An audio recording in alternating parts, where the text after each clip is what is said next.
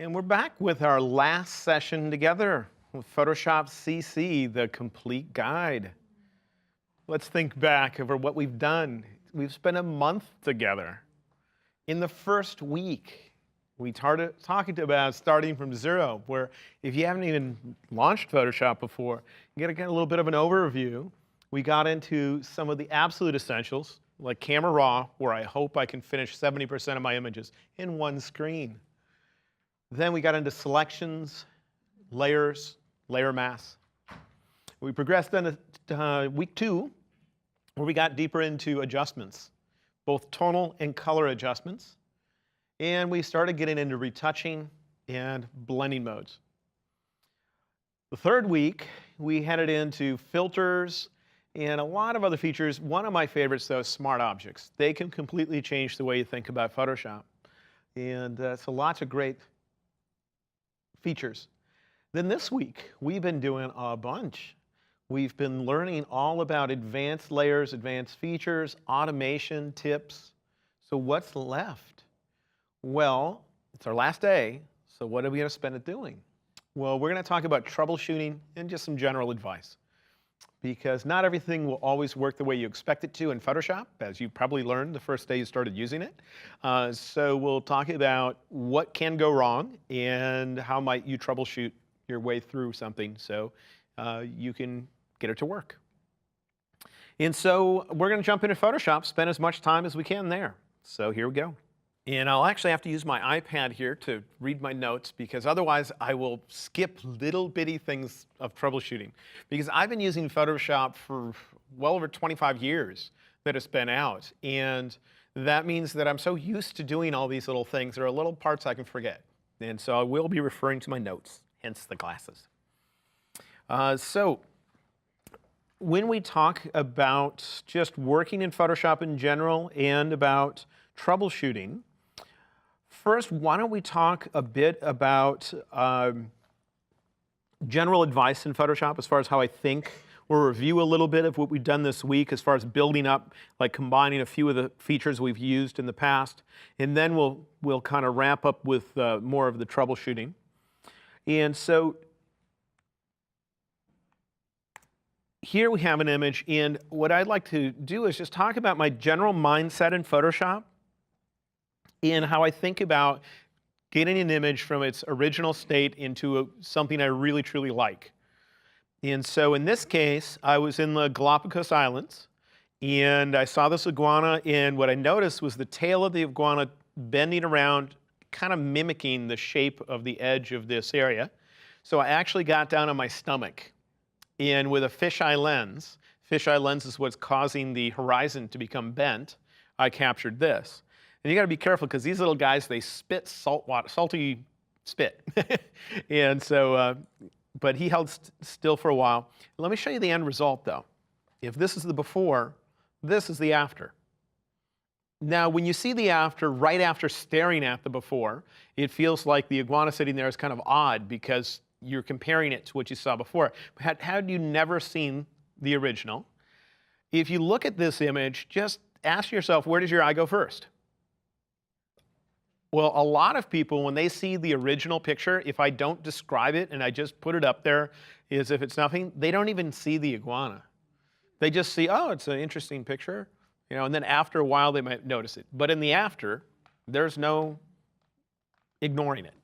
And that's because one of the things that I do when I work my images in Photoshop, at least my fine art and travel images, is I realize that there's usually a reason why I picked up my camera to take a picture.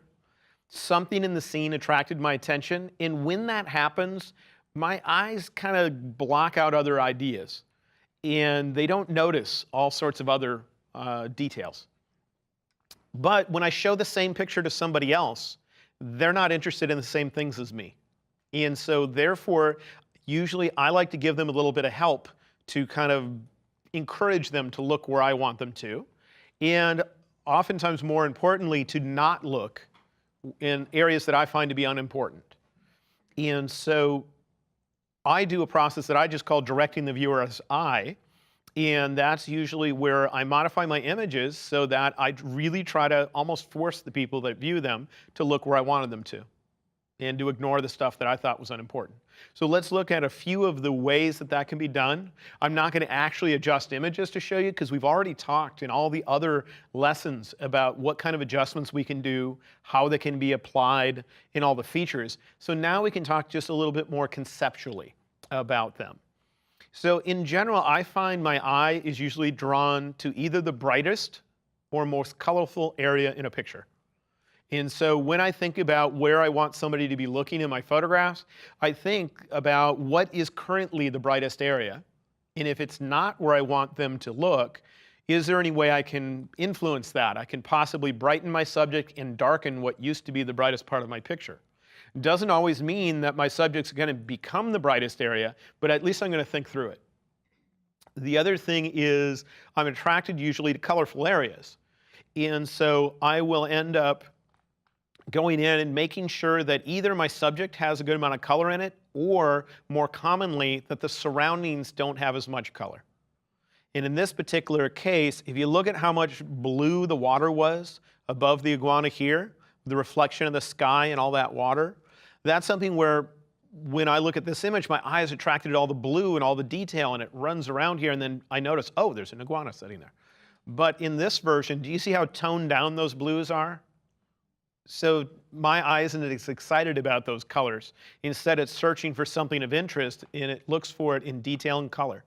And so very commonly, I will end up toning down the color in the rest of the image. And usually that's either with a black and white adjustment layer that has its opacity turned really low, or just a hue and saturation adjustment layer with the saturation turned down.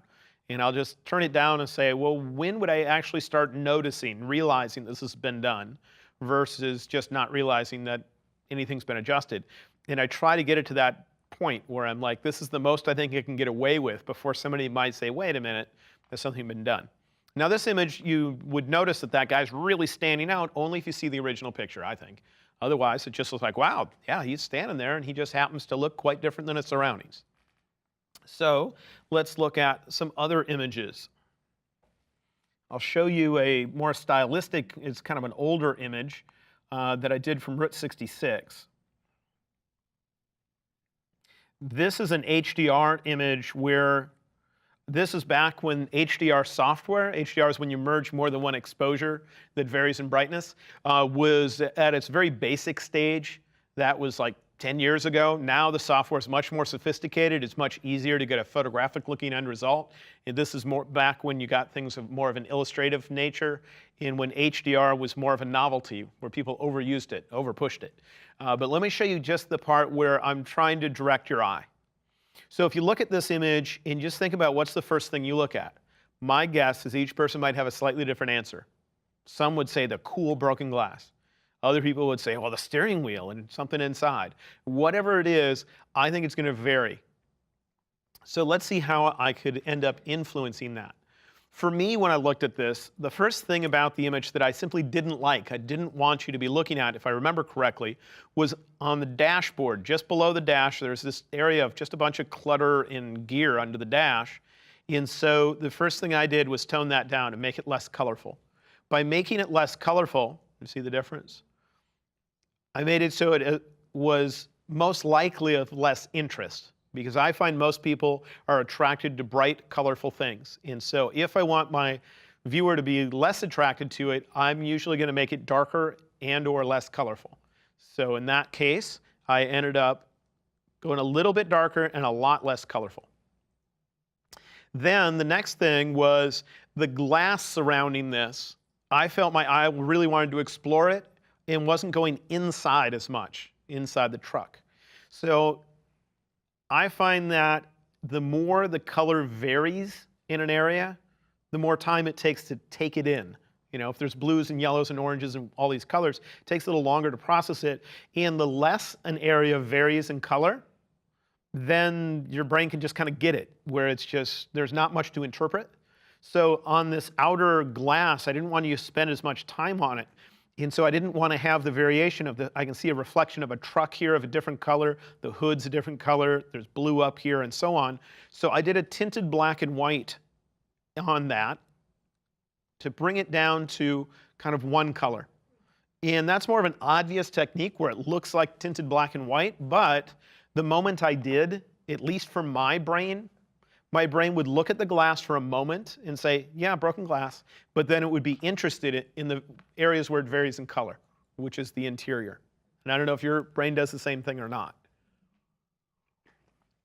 The main thing is I'm trying to think through that, trying to think what could I do to get the person that's viewing this image to look where I wanted it to whatever made it interesting to me. So then I believe I did some more refinement. I adjusted the windows just because that was an area I simply didn't like. The window surrounds were the rubber. They were a bit on the bright side, and so I darkened them up just so it wasn't distracting that they were that way. And so then the final thing that I did was that since I find people are attracted to bright, colorful things, oftentimes I end up darkening the edges of my picture. It's known as vignetting, and it just darkens the edge. What I find is the simpler the image is, the less I can get away with darkening the edge. If it's just a blue sky and some waves at the bottom, then if I darken the edge, you start noticing it almost immediately because where the sky is, it doesn't vary very much. But the more busy and detailed my picture is, the more I can blatantly darken the edges without people noticing it. So in this particular case, if you watch the edges, I ended up darkening the edges. Notice a vignette, like that. And by doing so, now, at least my brain gets pulled to this little visor that's up here because it's the most colorful area in the image, as well as down in here.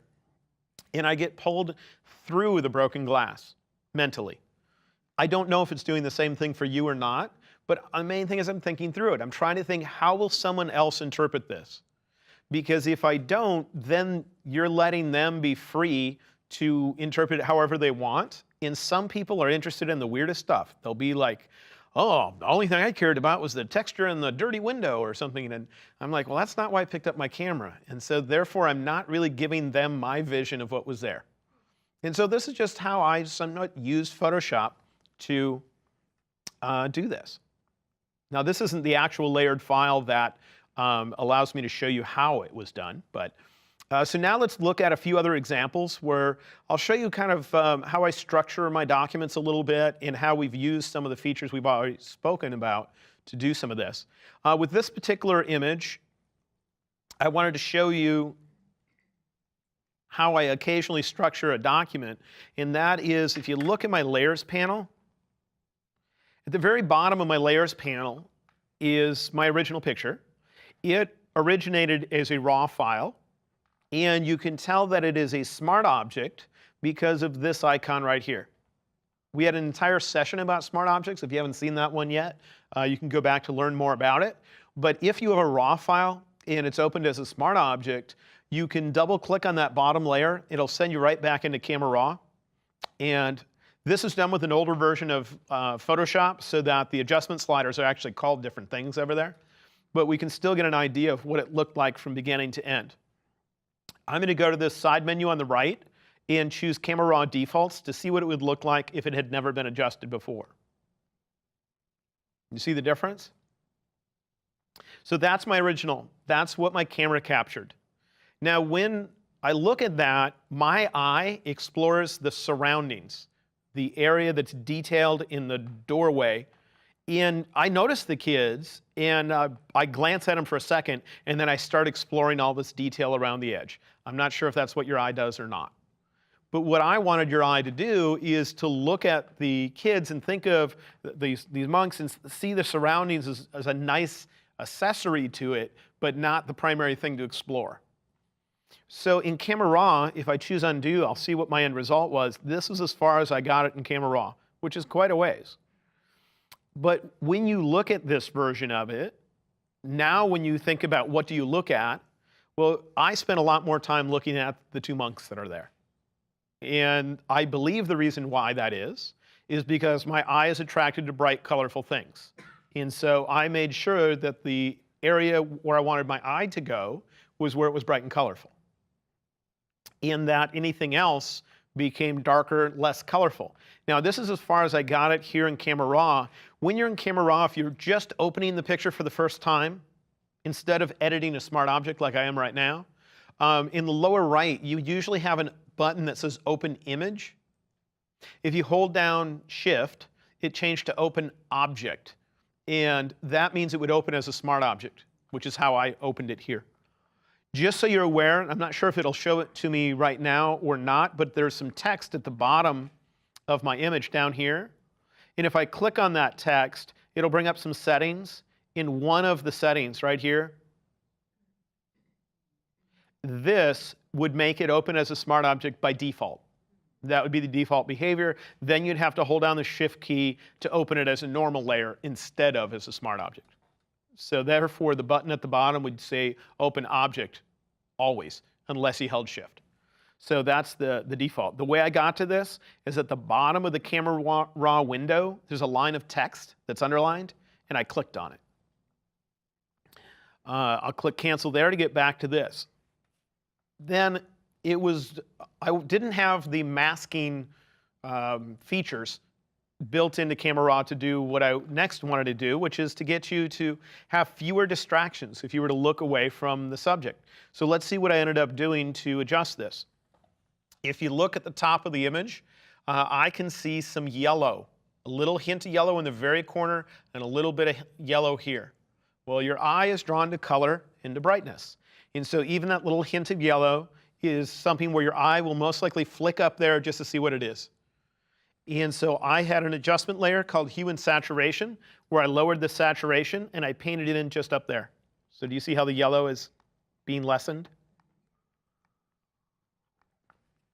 Therefore, if your eye is attracted to color and brightness, now what are your only choices?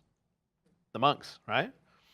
Then I wanted to make these edges stand out, and I also like to have the edges of my photograph to be the darkest areas on a lot of the images, just because then your eye is drawn more to the bright center.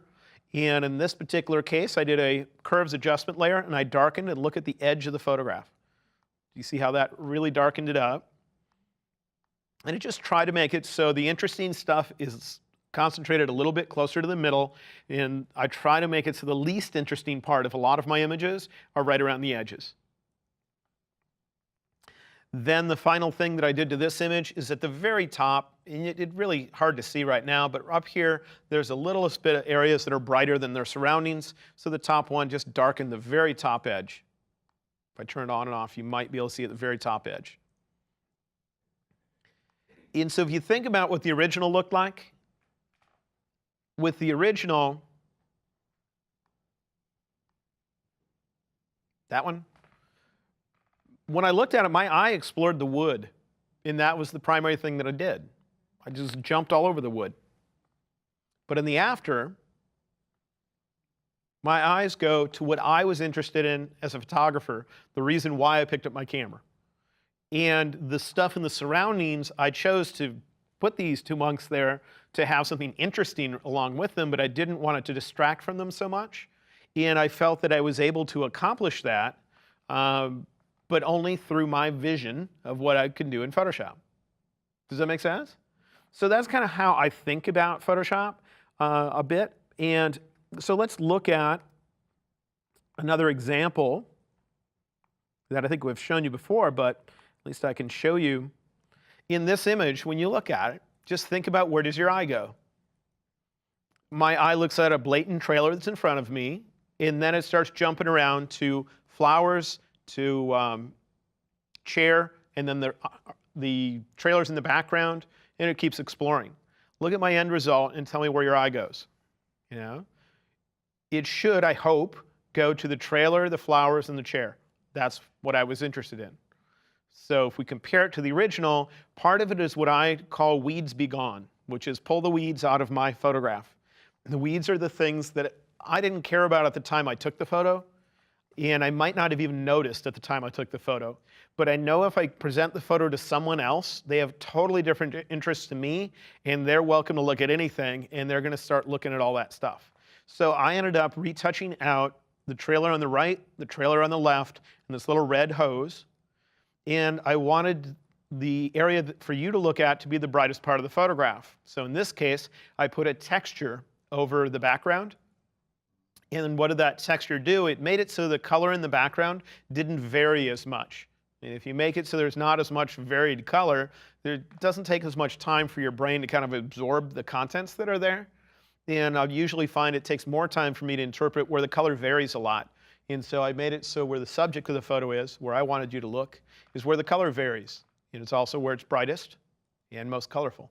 So that's kind of how I work when I try to direct people's eye to things. I'm not saying that's what you should do in all your photographs. What I'm just saying is it would be useful to think through it and to either develop a personal style as one part of it, and that's kind of my personal style, is to help direct you into my photos and share my vision of what the photo should be. But part of it can just be stylistically presenting them with something different each time. But if you can get a more of a unified look to what you photograph, then you'll find more people might come to you to hire you to create something because they don't see that same look in other people's images. And so that's some of what I try to do. Now let's look at how some of the features we've already talked about can be used to get to different end results. This is a panorama that I stitched. It's, if I remember correctly, of the Badlands in South Dakota. And I'm going to turn off the top so many layers here so we get down to the base image. That's what the original looked like. And I probably could have done a lot more in Camera Raw with a modern version of Camera Raw, but this image was created a long time ago when our tools were still pretty basic. So what's not important so much, is that I could do better now. It's that let's look at what's in my layers panel to see if it looks at all familiar based on what we did over the last month. First, I have a layer in here called Retouch, and that gets rid of just tiny little areas. If I option click on it, do you see it's parts of the sky? Option clicking on the eyeball hides everything else. Those are most likely camera dust specks, although it could be a blurry bird flying by or something else. So you notice I put my retouching layer directly above the original. Then on top of that, I have a layer here that's called Mountain Contrast. And I'm going to turn that on, and do you see how we start getting contrast in the mountains? That is most likely a curves adjustment layer. And when you have a panorama and you open it, you might find that your adjustment layers look different. Do you notice my adjustment layer here has kind of a generic half black and half white icon? If you ever see that, it means that there's not enough space in the layers panel to show you the full normal icon. If you were to go to the area below your layers and right click and get larger thumbnails, you might see the normal icon. But when you have a panorama, oftentimes the thumbnail images for your layers end up looking really wide but not very tall.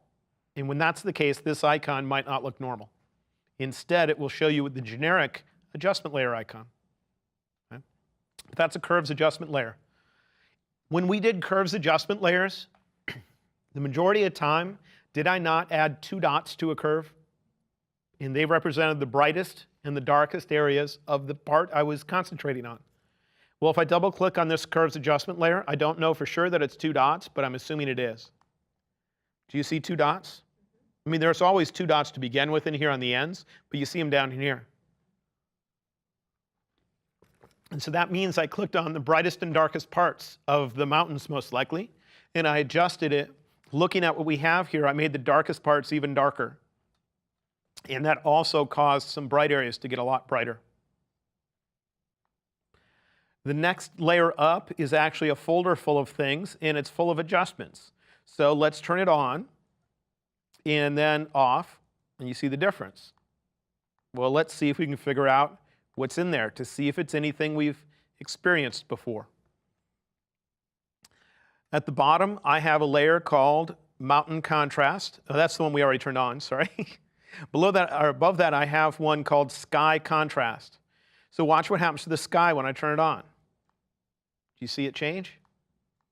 My guess is if I were to look at this curve, there's going to be 2 dots on it. Do you see the 2 dots? All that is clicking on the brightest and darkest areas of the part I was thinking of and adjusting them separately. They're like having dimmer switches for those 2 areas. Next is a hue and saturation adjustment layer. I'll turn it on, and do you see how the sky suddenly became colorful? If I double click on it, it's just turning up the saturation. We've done that, haven't we?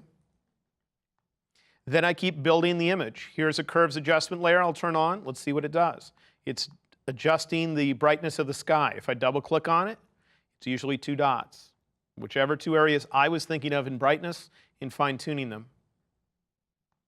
I just keep building it up. Here we have one that's barely using any of the image. If you look at the mask, it's mainly black. If I hit the backslash key, I can see where it's affecting the image. You see that tiny little area? Okay, let's turn off the backslash key and see what it's doing. Do you notice that this part of the mountain range right here looks very much more orange and lighter than this side over here? Can you see that? And watch, or there it's lighter, I'm sorry. Here it's more similar. Do you see it? Well, do you remember when we were in curves and we tried to match the color of 2 things? I think I have had 2 pairs of pants, and I made one pair of pants match a pair of shorts in brightness, or I had a green sleeve on an arm, and I put in a new arm, and I had to get the 2 to match. That's the exact same technique, which means just you click on one area with curves, and it writes down the amount of red, green, and blue. You move somewhere else, and you type in the amount you saw that you wanted to match. We have another adjustment layer, this one also affecting a small area. If I do the backslash, I can see it's the same area. And so if we were to zoom up there, it means that when I was done adjusting the brightness, I wasn't satisfied with the color. So I can see it's becoming a little bit less colorful when I turn this on. So if I double click on the adjustment layer, it's just making it less colorful. No rocket science. But then if I look at this image, do you see the blue sky? What would I do if I wanted it to not be blue? Instead, I wanted it to match the color that's near the sun. Well, do you remember that we've had a car before? I think it might have been a red car, and we somehow shifted it to blue. And the way we did it, there's multiple ways to do it, but one method was to create a brand new empty layer and to paint on that layer with the color I wanted. Then to change the pop-up menu at the top of the Layers panel to a choice called Color. And up here, let's see what I have. If I show you just this layer, do you see it's just paint? You see the color of the paint? That color was stolen from near the base of where the sky hits the mountains. And if I turn it on, look at what mode it's in. Color means use the color from this layer, but the brightness that's below. So if I turn that off and back on again, now it's feeling like it's more integrated throughout the whole image, I think. Then the stuff at the very top is just very small refinements. This is when I think I'm done with the image. If I'm going to be making a print, I mean, if the only use of the image is to post it on Facebook or Instagram, it's time to post kind of thing. But if I'm going to make a big print, it's time to refine it. And what I would do is zoom up to 100% view and scroll around the entire image, looking for any problems, any little areas that need to be retouched. And I think what I noticed in this case, let me find out where it is on the left side, over here, after darkening the sky so much and doing all that, I could see a little, oops, there, a little halo-ish thing where it just didn't quite look like it belonged. So this is actually a little retouching. You see how it's fixing that? And that layer is set to color mode. So what was I doing? Well, I noticed that the color there looked like it was either green or white, or I don't know what it is, but it didn't look like the surroundings. So all I did was I created a new layer. I used my eyedropper tool, and I grabbed a color either from in here or in there. I painted on that layer, and I set it to color mode, meaning use the color from this layer, the brightness that's below. So when I turned that on, it shifted the color to make it like the surroundings. But then I noticed another problem, and that was also in that area, but found also up in here. And this is when I'm getting really picky, because I was thinking of making a big print of this. And when I looked around here, I saw something I didn't like. If I turn this on, you'll see the after. But you see just that edge? It felt like it had, I don't know, I just didn't like the look, so I retouched it a little bit to make it much more well-defined. And that took time. Then, finally, I just realized this area right here felt different than the sides and everything else. I usually like the edges of my photograph to be relatively dark, so the attention's more in the middle. So here I simply did a curves adjustment layer to darken up the top, keep you in by the sun and such.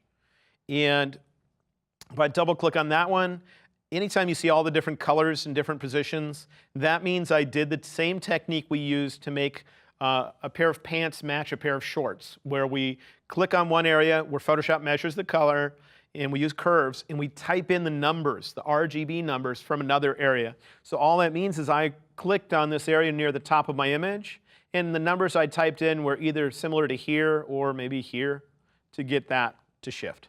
Right? And so you can see how that was rather transformed. I'm just trying to show you how the same techniques we used apply. Here's another image. This one, the layers panel ends up looking very complicated, but let's just turn it all off, and we'll turn it on one at a time. Bottom layer, that's one of my original pictures.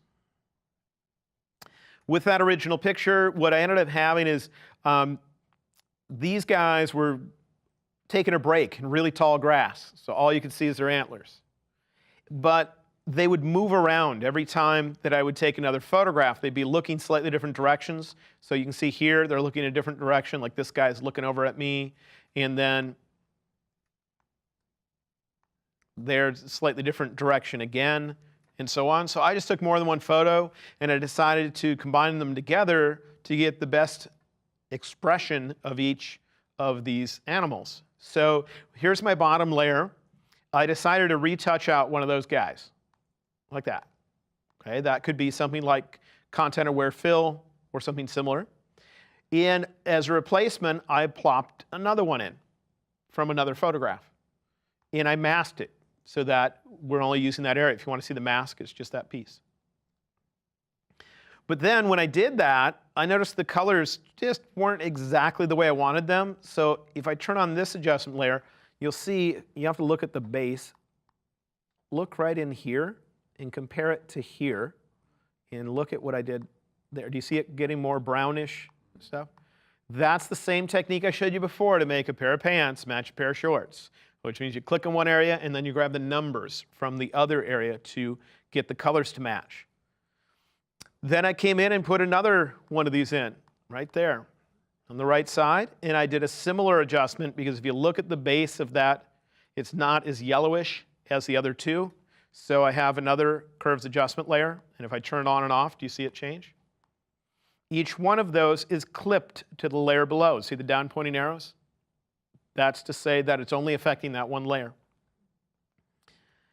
Then I wanted to make it so there's not something of detail near the edge of my picture because I don't want your eye attracted to the edge. And I saw this dark area here that looked different than everything else. So I grabbed another portion of one of these images, or I don't remember, I might have grabbed a completely different image taken in the same location, and I used that to cover up the few areas that I found to be distracting. At this point, I'm starting to like the image, and I just want to refine it a little bit. And I noticed that right up here in the upper right, I'm assuming this is the next thing I change because it's the next thing I think about, this area of green looks different than its surroundings. So I have a curves adjustment layer right here that just brought that in to make it look like the others. Exact same technique of making a pair of pants match a pair of shorts, if you go back to that video. Then I like to have the edges of my photograph darker than the middle, so here I vignetted it. I did it in a way where I painted just where I wanted your eye to look. It's obvious if you see me turn it on and off, but if you never saw me turn it off, it's not as obvious. And then finally, I have one final adjustment. I'm not certain what that's doing, but it might be taking this yellowish grass here and making it more like the greenish up here. I'm not certain. Yeah, okay. So that's, my brain still remembered this somewhat similar to what I have. So let's take a look at a single exposure. That's what my camera gave me. That's where Photoshop brought me. Okay? But I thought that might be helpful because we end up looking at the features in isolation. We end up doing an entire session about adjusting color, but we don't talk about how that relates to other features. And so I just wanted to give you a little feeling for how I think through that. And so those are the same features I use for directing the viewer's eye. I say, where would I want somebody to look? And I end up saying, well, okay, how can I use those features we've talked about to suppress the color everywhere else, maybe to enhance the color where I want them to look, and so on. That's my kind of process. So now why don't we look at some ways that Photoshop can get messed up, where you try to do something and it won't let you, and how you can work around it. I'll simplify some of these documents to use as examples. And all I'm going to do is merge some layers together. I'll select some layers, and there's a command under the layer menu called Merge Layers. The keyboard shortcut is Command E, and I just typed that to simplify this document. The first thing that might mess you up, you need to troubleshoot, is when you're thinking of doing something, and you go to do it, and Photoshop just won't let you. Do you see a no symbol? And sometimes when you click, it'll let you know why. Here it tells me no layers selected, meaning if I look at my layers panel, it doesn't know what layer to put this on. But just as easily, that could happen if I tried it now. It says no layers are selected, but it's lying. What it should say is more than one is, and I don't know where to put the paint you're asking me to paint with. Does that make sense? So the first thing you need to do if something's not working is glance at the layers panel and make sure that what you are truly thinking of is active. And oftentimes it's just that the wrong layer is active, or no layer, or more than one layer is active, because there are certain things that you can't do when more than one layer is selected. I can move more than one layer. I can transform to scale or rotate more than one layer, but if I paint, in the end, that paint's got to go somewhere, and it doesn't know how to put it on more than one layer at a time. Okay? The other time it can happen is if you have a different kind of layer active. For instance, if I have a text layer in here,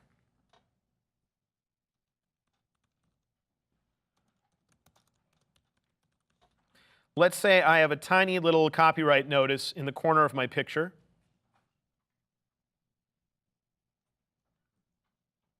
If I can even spell. Oops.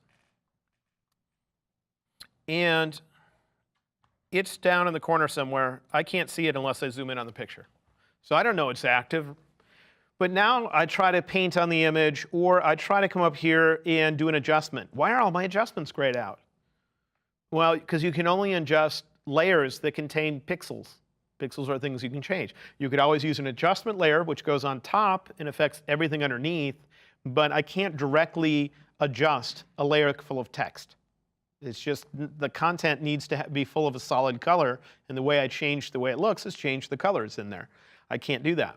So you need to look at what type of layer might happen to be active. A layer can also be locked. If you go to the top of your layers panel, there are a bunch of icons right here. And we didn't really cover those in depth during the class. So let's take a brief look at what they do. If you ever want to know what an icon does, move your mouse on top of it and hover without clicking.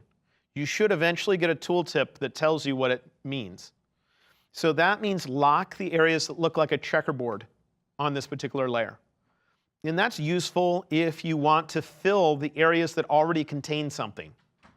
Like you have a layer, and in that layer you wrote your signature with a graphics tablet, but you wrote it in black, and you really, really wish you would have done it in red. Well, so you turn on that icon, which means lock the empty parts of the layer. Then you just go to Edit, Fill with whatever color you want, and then turn that back off. It just means lock the transparent areas. So it can be useful. If I remember correctly, there are keyboard shortcuts for filling. If you want to know what they are, there's Command Delete, means fill with your background color.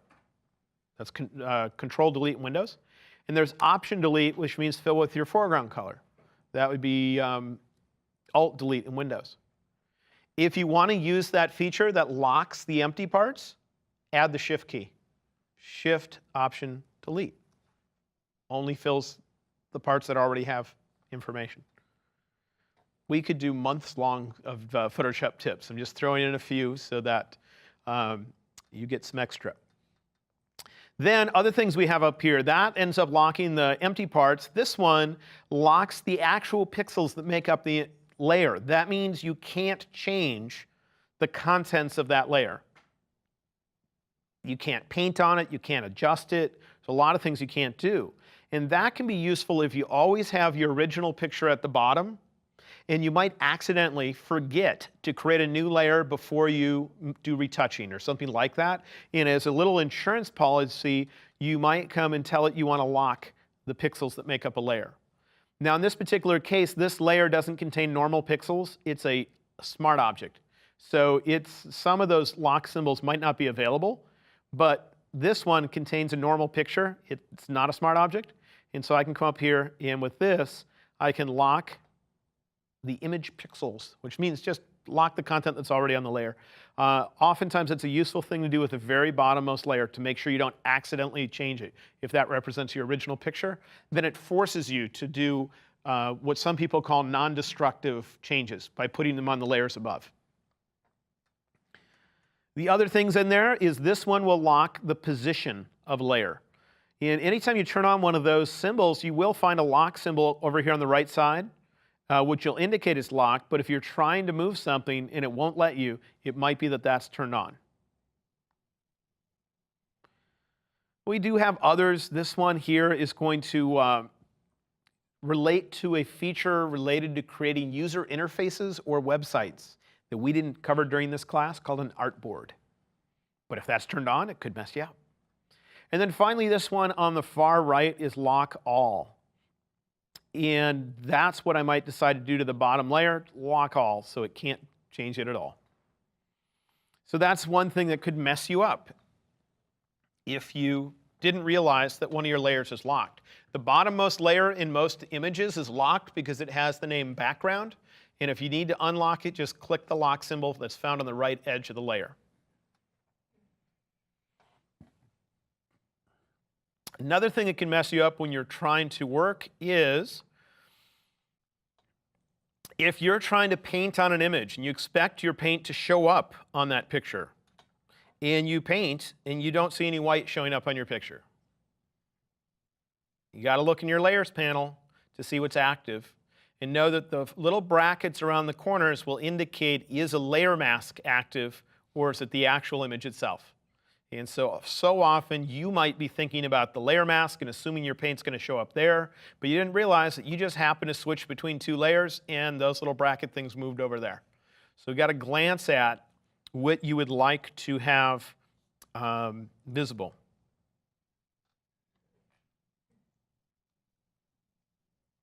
And I'll see if I can share a shortcut with you. It'll take me a moment to find it. Because it's not one that I use daily, but for those of you that do a lot of this, it might be useful. Yeah. All right. If you constantly switch between working on a layer mask and working on the image itself, and you do it all the time, there is a keyboard shortcut for switching between those two things. To work on the image itself, type Command 2. Command 2 means don't work on the mask, work on the image instead. Command 2. That's Control 2 in Windows. Then Command / will give you the mask. Command 2, Command /. That'd be Control / in Windows. So just make sure that if you think you're working on a layer mask, before you start painting, just glance at the layers, see what you're working on. Also, you can tell what is active by looking at the top of your document right up here. See, it says layer mask. And if I type Command 2, It says RGB. RGB is what your image is made out of if you're in RGB mode. So you can see layer mask versus RGB. So you don't have to have your layers open to know. You could look at the text on the end to see, is it the mask or is it the image itself? Another thing that can really mess you up is that on occasion you won't realize it, but you might have a selection active somewhere on your screen.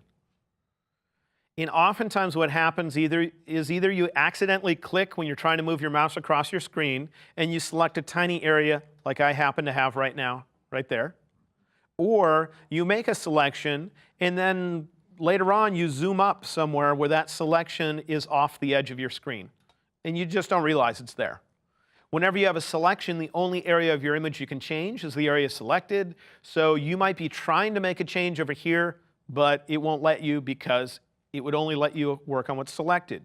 So one of the things I do, one of the first things I do, especially when working with a student, when they say, this isn't working, I go to the select menu and see if deselect is available. If it is, you know there's a selection somewhere. Even if you can't see it, it's there somewhere. Oftentimes it happens because you might have typed Command H to hide the edge of your selection, and then you worked extensively painting and all this kind of stuff, and then you just forgot that you typed Command H. So the selection might be a blatant selection that you would usually see, but the edges are hidden with Command H. So if you choose deselect, if you see it available, you know there's a selection somewhere. So just choose deselect. Another thing that can mess me up. Sometimes I try to use my keyboard to do something, and it simply doesn't work.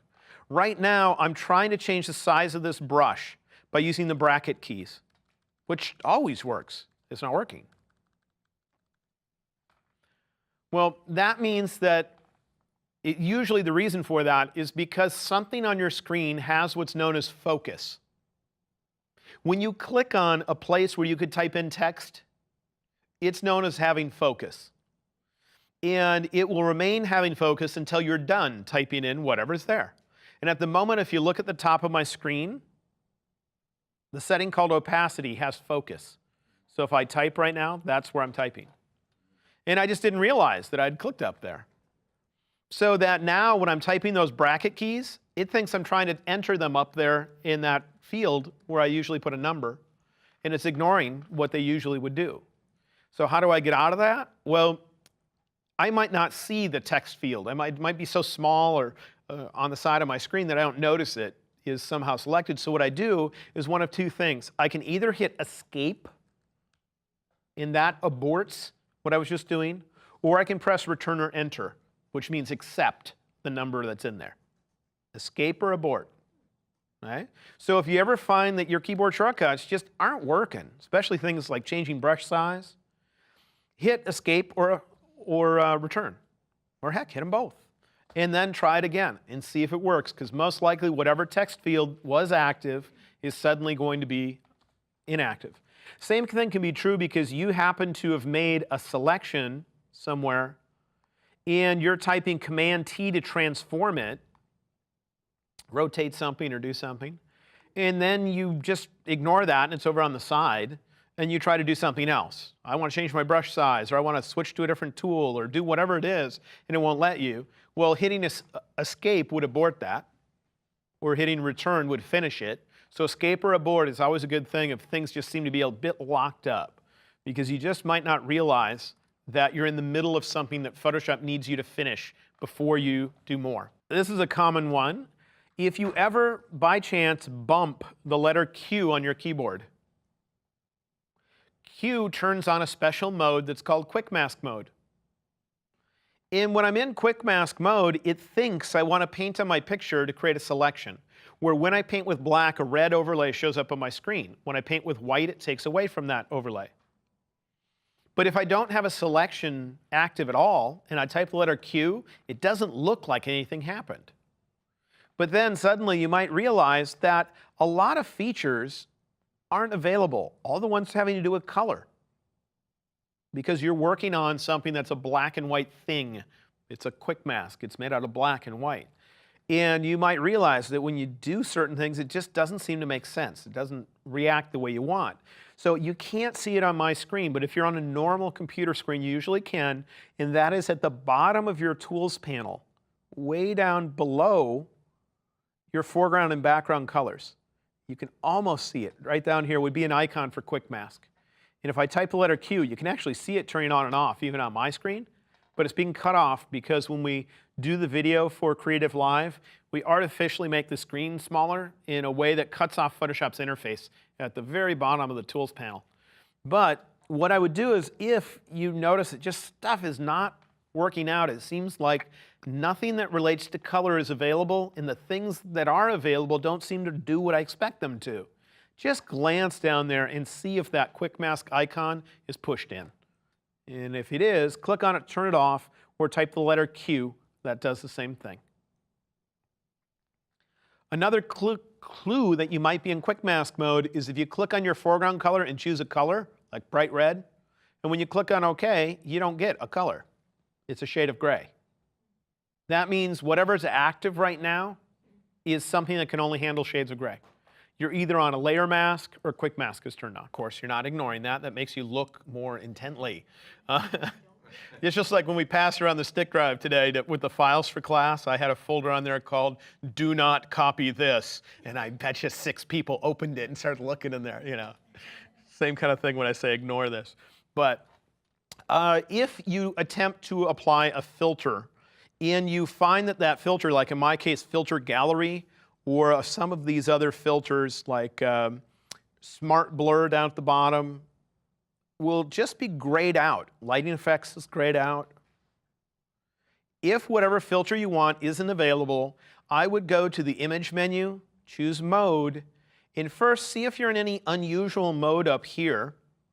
The filters usually work best in RGB mode.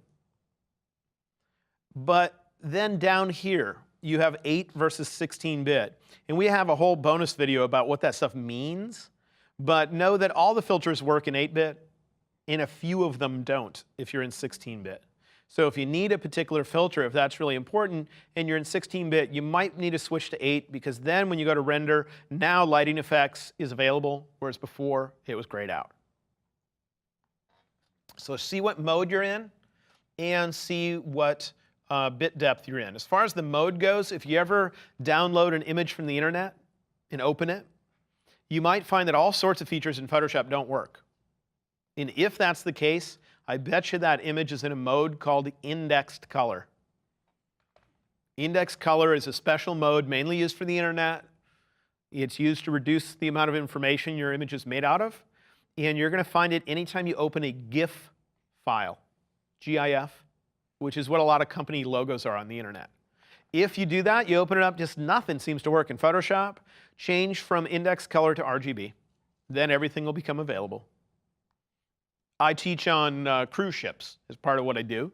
And the little map for the cruise ship is always saved as a GIF file. I download them, and I want to combine, if I'm doing 3 cruises in a row, I want to combine the maps to see the whole vision. But if I try to do that, it won't let me use layers if I have index color mode. So I just choose Image Mode RGB, and suddenly it's a normal file.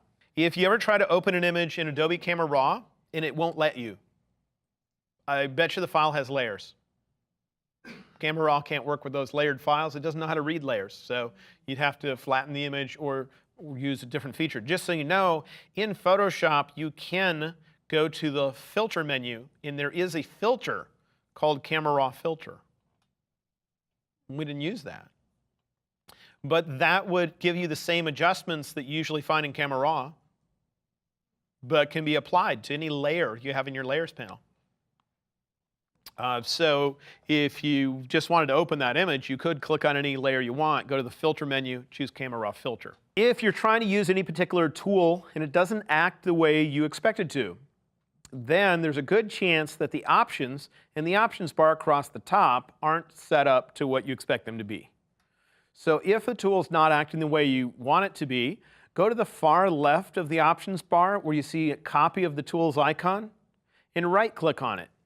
If you choose Reset Tool, it will reset all the settings in the options bar to the defaults.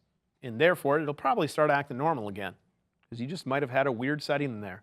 Usually it's the blending mode, or your opacity is turned down, or something similar. Here's one that I constantly get questions about, and that is sometimes people will be using the paintbrush tool, or any other tool that would usually present them with a brush, but instead they see a crosshair. And some people have had this problem where they're trying so hard to fix it, they reinstall Photoshop, and it still has the problem. And they don't know what to do. Well, there are a couple reasons why you might have a crosshair.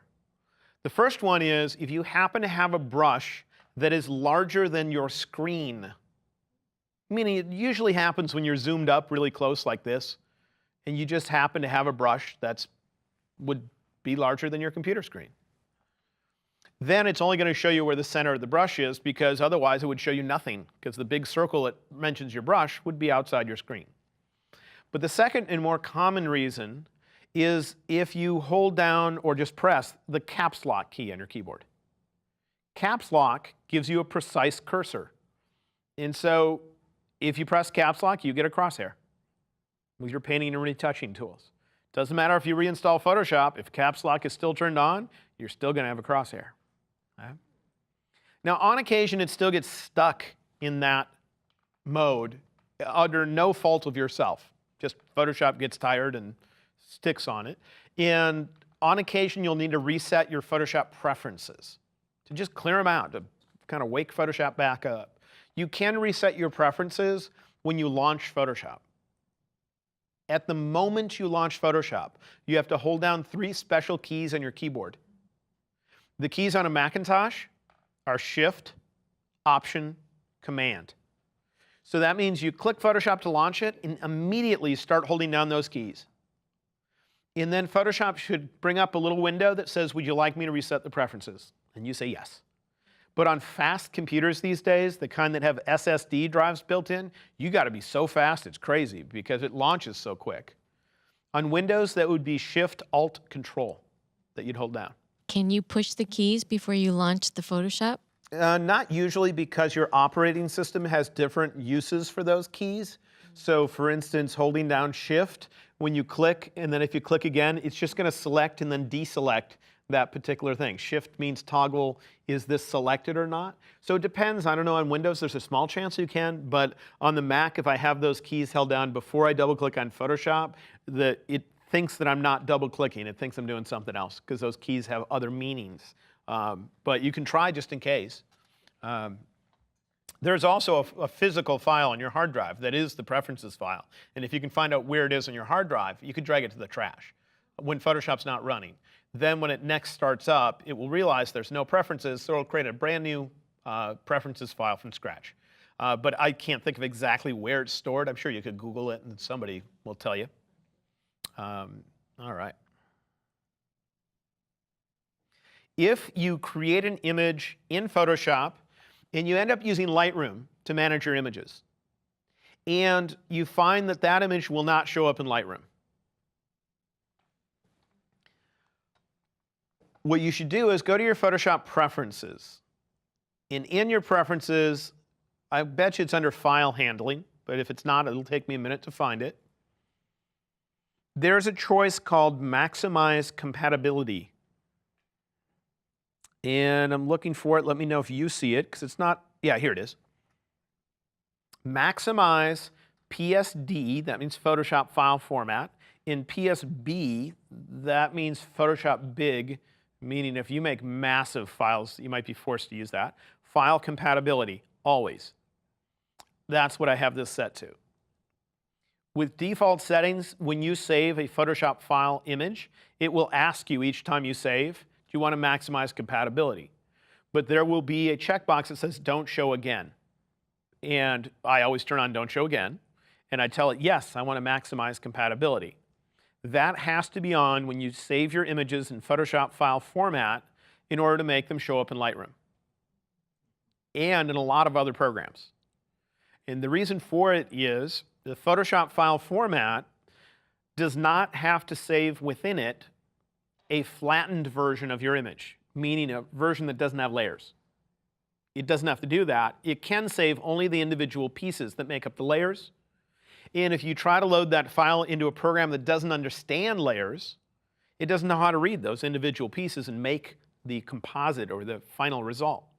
So maximize Photoshop compatibility, that saves not only the individual pieces, the layers that you have within your document, but also a flattened version of the image that's sitting there just for programs that do not understand what layers are. Then they can read that in, and they'll just ignore the layers. The layers will only be used if you open the image in Photoshop. Now, that setting is not needed for the TIFF file format.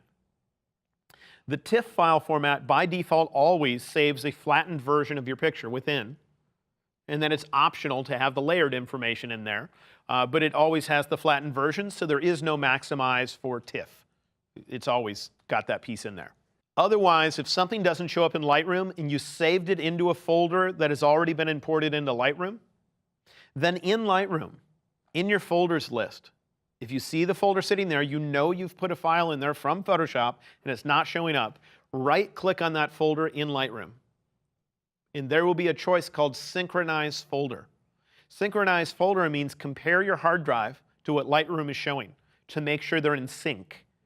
And if they're not, that means that there's a file in there it'll realize is missing. It will import it into Lightroom. So two things, we need to make sure we have maximized compatibility. That's for all images that are in Photoshop file format. And then if it still doesn't show up in Lightroom, right-click on the folder you know it's in and choose Synchronize Folder. Or it might just be called Synchronize.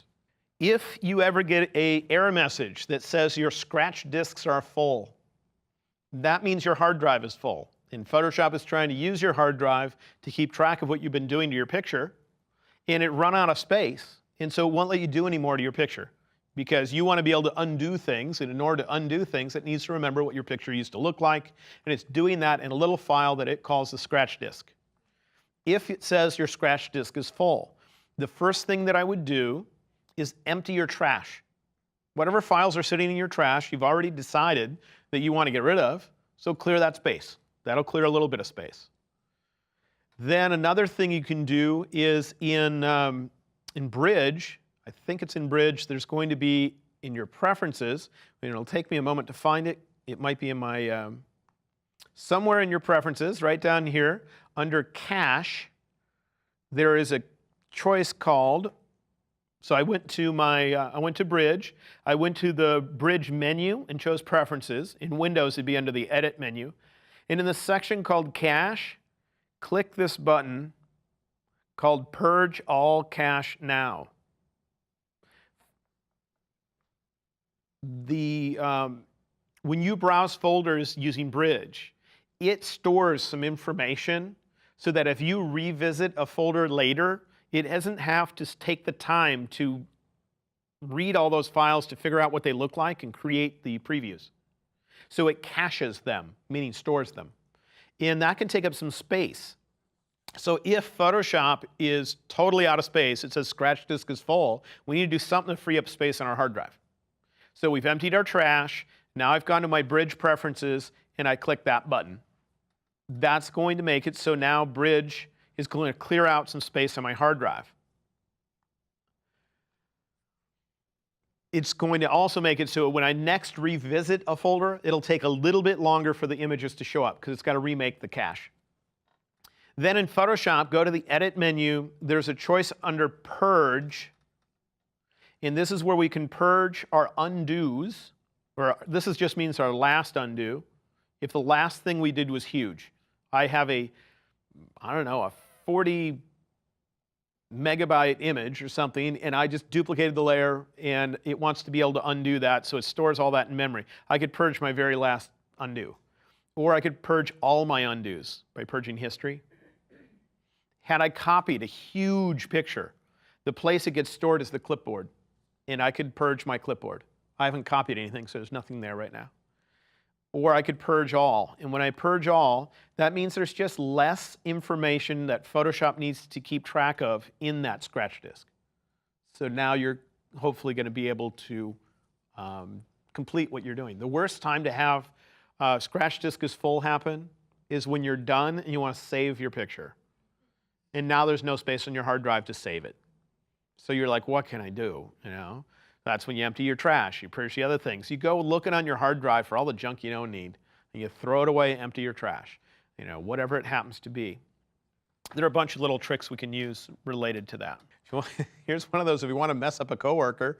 I'll show you a lot of those where if you use an adjustment a lot, sometimes people do an adjustment. I don't know what I'm adjusting here. Probably should make sure I'm viewing it. I might be adjusting a mask. We'll see. Okay, you see I'm adjusting an area. A lot of people turn the preview checkbox and their adjustments off and on to see before and after, like that. If you happen to leave it off when you click OK, that setting is sticky, meaning it will remember. So if you choose image adjustments, what was I in, levels? The next time I go in there and I try to make a change to my image, whatever I do, doesn't matter how far I move these sliders, I see nothing. Why? Because it's not previewing the change. I'd only see the change when you click OK. So you want to mess with a coworker, go into each one of their adjustments, turn off preview, click OK. Then they'll be like, nothing's working, you know. So you get the idea that there's a whole bunch of ways that Photoshop can get in your way and that you have to kind of think through some stuff. Now, I'm sure there's more than what I've shown you here, but hopefully I've shown you a fair amount that gets your mind a little bit used to what kind of stuff might Photoshop be picky about and what kind of features could get in your way. Question or comment? She's trying to do something, and when she does, it warns her that something's going to be rasterized in the process. One of the reasons that will happen is, let's say I turn something into a smart object. And I'm not sure if I'll be able to get the warning to show up because I got to think through exactly when it would happen. But what rasterizing means is to take away the special qualities of that layer that make it either a smart object or make it a shape where it's defined by straight lines as opposed to little bitty pixels that make up an image. And rasterize means turn it into a normal layer that's just got a picture in it, you know, just made out of pixels, like a normal JPEG or something. And so you can manually rasterize something by going to the Layer menu, choosing Rasterize, and these are all the different kinds of things that might end up getting rasterized. So certain things would make text so it's no longer changeable, where instead it's just like a picture of text. That would be rasterizing the text. When might that happen? If I merge the layer that contains the text with another layer underneath. It can't keep it as text and also combine it with whatever that layer that's underneath is, even if it's more text. It turns it into normal pixels, and that means it rasterizes. Same thing can happen to a shape, a smart object, and other things. So I'd have to look at what specifically were you doing at the time it happened, but that's what it means. And there's just some things that Photoshop can't do while keeping that quality of the image, where it's still text or still a smart object. So sometimes it has to. And it's simply warning you in case you want to choose undo and try that a different way. Or maybe you want to duplicate the layer and hide the original so that you rasterize it because of whatever feature required that, but you still have the original hidden in there in case you need to get back and use it while it's in that special quality where it hasn't been rasterized. But without knowing exactly what you chose to get to it, it's hard for me to tell you exactly why it needs to. Okay? And let's wrap things up a little bit. Because if you think about what we've done today, I tried to give you a little bit of advice when it comes to Photoshop, how I think about working with it. So instead of just looking at technical features that are built into Photoshop, you get more of my mindset with that. Then we looked at a bunch of troubleshooting.